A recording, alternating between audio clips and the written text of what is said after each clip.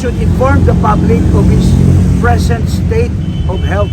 Hindi dapat magtago sa isang mantel ang Malacanang sa issue ng kalusugan ng ating Pangulo because he's the highest official of the land. So, isa po itong challenge namin na ang Malacanang dapat maglabas ng medical bulletin as early as possible para malaman ng publiko ang kanyang tunay na kalagayan. Nagpapasalamat po kami sa mga pulis at nagpapasalamat din po kami kanong kami dumadaan yung mga pulis. Hindi ko na sasabihin kung sino, alam niyo kung sino kayo. Habang kumakamay kami, gumaganong-ganon din.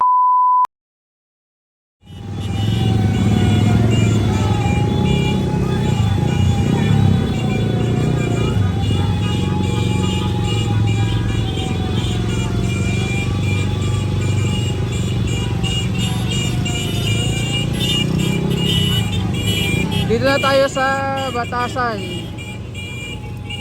Ayan. Batasan, Quezon City. Ito yung papunta na doon sa House of Representatives na kalsada.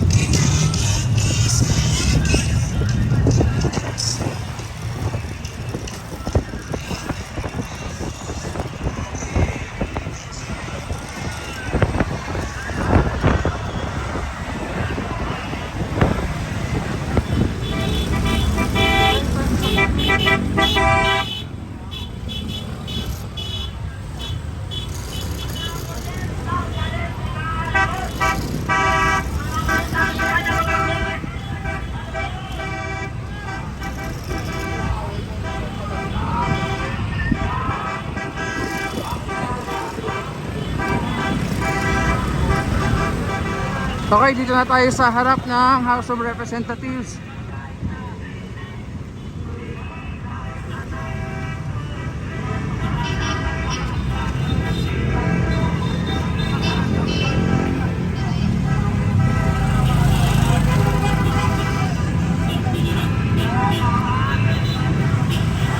Ayan, nakastop yung mga ano dito.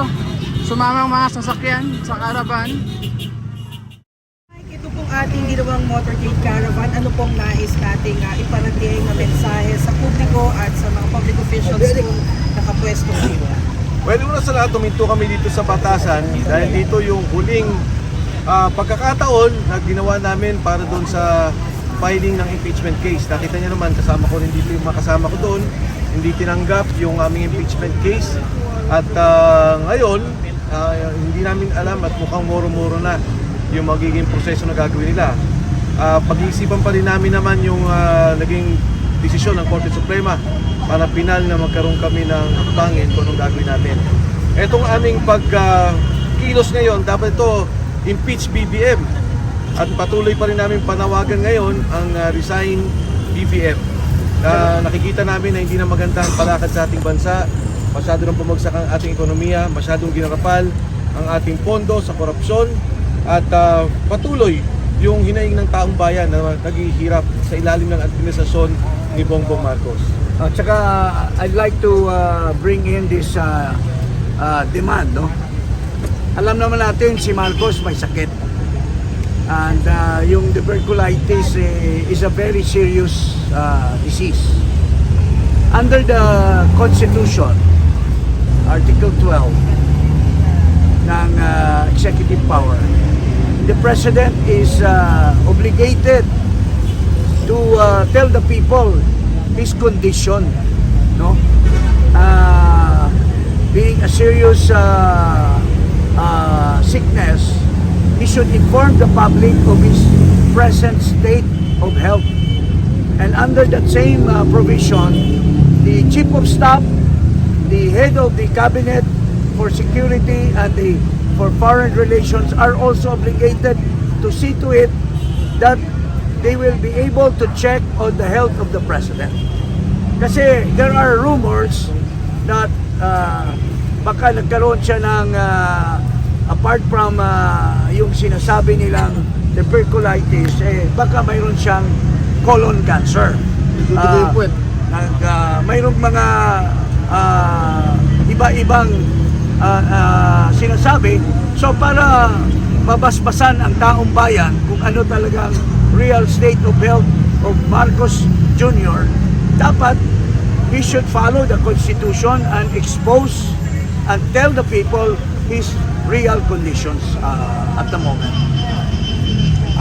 Tama yun si dating Congressman Jing Paras. Ang ating Constitution ay malinaw sa kanyang alituntunin na kung ang Presidente ay may sakit, malubha o hindi man, ay dapat sa publiko yon. Hindi dapat magtago sa isang mantel ang Malacanang sa issue ng kalusugan ng ating Pangulo because he's the highest official of the land. So, isa po itong challenge namin na ang Malacanang dapat maglabas ng medical bulletin as early as possible para malaman ng publiko ang kanyang tunay na kalagayan. Okay, thank you, sir. Going back kay Congressman lang saglit po, marami yung sumuporta ngayon dito sa protest riot natin. Estimate ilan yung members na sumali today? Actually, hindi ako sigurado kung ilan talaga kami, pero nagulat ako dahil yung White Plains pa lang, ang dami na namin. In fact, wala pa dito yung kanina ko pa hinahanap yung Nandito na, dumating na kami. Ako yung with Secretary General.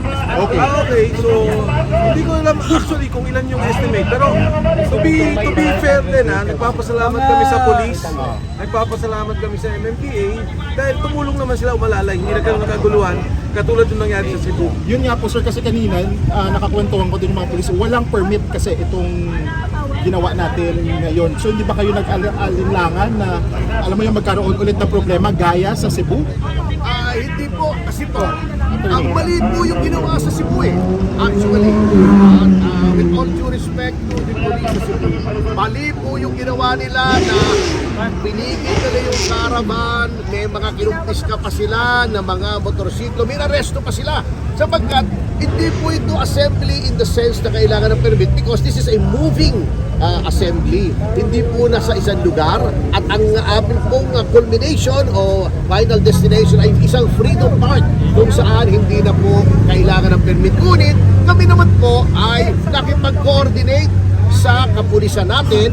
Kami po ay lumiham kay bagong hirang na Chief PNP Nartates kahapon at sinabi po namin na kami may caravan, ito po ang ruta at humihingi po kami ng assistance para walang gulo sa trapiko at sa pagdaloy ng mga tao sa sidewalk. So, pinagbigyan naman po kami kaya nagpapasalamat po kami sa mga pulis at nagpapasalamat nagpapasalamat din po kami nung kami dumadaan yung mga pulis, hindi ko nasasabihin kung sino, alam niyo kung sino kayo, habang kumakamay kami, gumaganon-ganon din sila at sinasabi nila, Marcos resign. Okay. Pero sir, ngayon nandito na tayo sa Batasang Pambansa. Sir Eric, ano yung mangyayari ngayon? May small program here or dito na yung dispersal? May programa po tayo, pagkatapos ito short lang, and then there will be organized dispersal.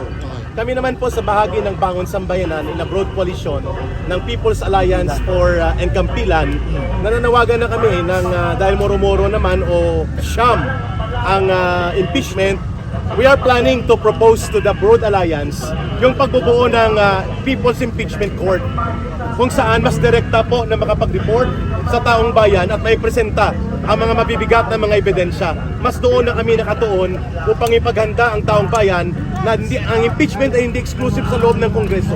Ito ay dapat nagkakaroon din ng boses ang taong bayan. Doon po kami nakatuon ngayon in the next activities that we are preparing right now. Ano po yung mga inihahanda nating next activity matapos po itong motorcade caravan na ginawa natin? Alam mo, doon sa hinain naming impeachment complaint, ang charges namin 10, including graft and corruption.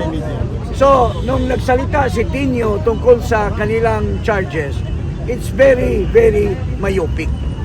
Although, hindi namin sila pinipintasan, pero sana kung tinanggap lang nila nung una naming pagpunta sa nung Huwebes, January 22, if the House of Representatives through the Secretary General's office admitted our complaint, we would have a very strong impeachment charges against the President. Alam mo, ina-anticipate namin na talagang hindi nila pagbibigyan yung impeachment ni Bongbong Marcos. Una, yung unang isinampa, wala talaga yon kasi dito, di ba, titingnan natin Walang ebidensyang kung may kasama. form and substance.